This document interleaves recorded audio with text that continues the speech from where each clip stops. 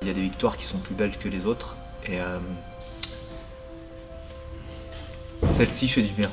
Voilà. C'est un patient particulier, puis les patients neurologiques c'est toujours différent d'une personne à l'autre. Donc d'abord on a essayé de voir ce qui allait pas, et puis on s'est rendu compte que ça allait quand même pas mal.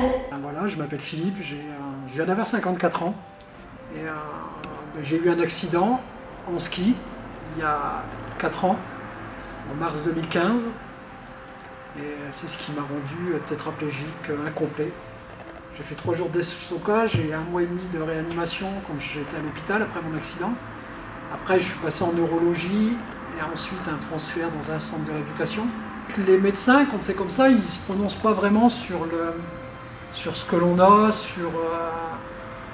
ils savent que ça va être long, la récupération, ils nous disent que la récupération sera longue, mais ils ne savent pas nous dire jusque le moment de récupération et la durée. Et puis la médecine, elle ne sait pas grand-chose pour là-dessus.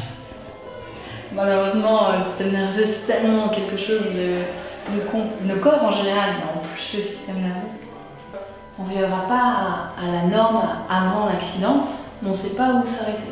On ne sait pas on n'est pas encore arrivé au maximum. Donc tant qu'on n'a pas de palier, on continue.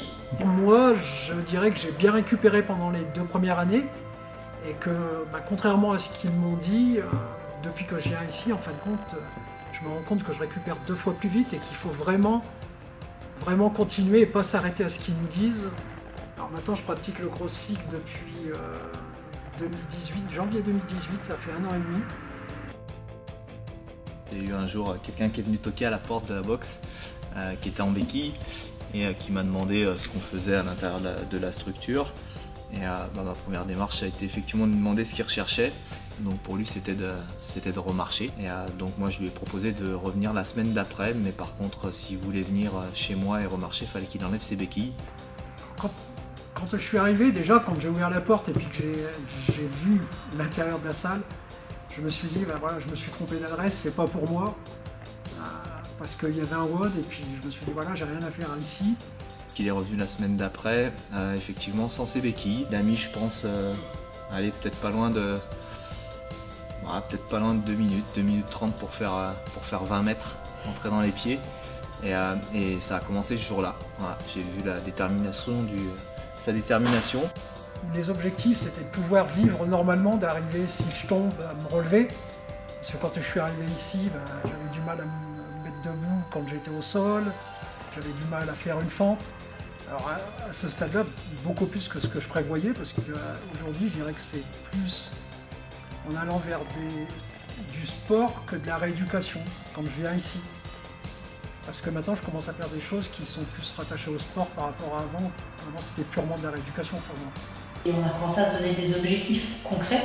Cet hiver, on a essayé le ski de fond, et cet été, la Via Ferrata.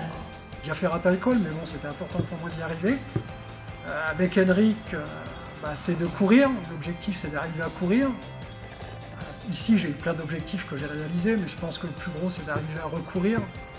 Et là, je pense qu'on n'en est pas loin maintenant. Et petit à petit, on a travaillé sur différentes zones de son corps pour justement réapprendre à poser les pieds correctement sur le sol.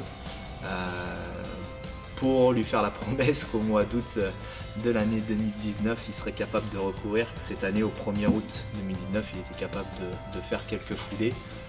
Il a toujours été intégré avec l'ensemble des adhérents ici, ce qui fait que ça l'a mis dans un environnement qui est plus que positif. C'est agréable de venir ici et tout le monde discute avec moi et tout le monde m'encourage. Après, le regard des autres, ça ne me gêne pas parce que depuis le début, je suis en centre et puis tout ça, toujours tout seul dans mon coin, entre guillemets. Et quand on voit que je mangeais avec une louche, automatiquement tout le monde me regardait. Donc là, maintenant, ça ne me gêne pas qu'on me regarde parce que j'y arrive pas.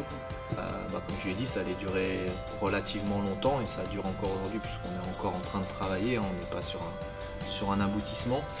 Puis j'ai plein d'idées dans le cerveau, malheureusement pour lui. Ils sont quand même tendres avec moi, mais bon, pas tant que ça, parce que quand il faut forcer, ils me le disent quand même. Quand on voit les prouesses qu'il est capable de faire aujourd'hui, on se rend compte qu'effectivement ne pas avoir lâché, ça a servi à quelque chose. Parce que la semaine dernière, Henrik, il m'a pas loupé sur les quadriceps. Ouf.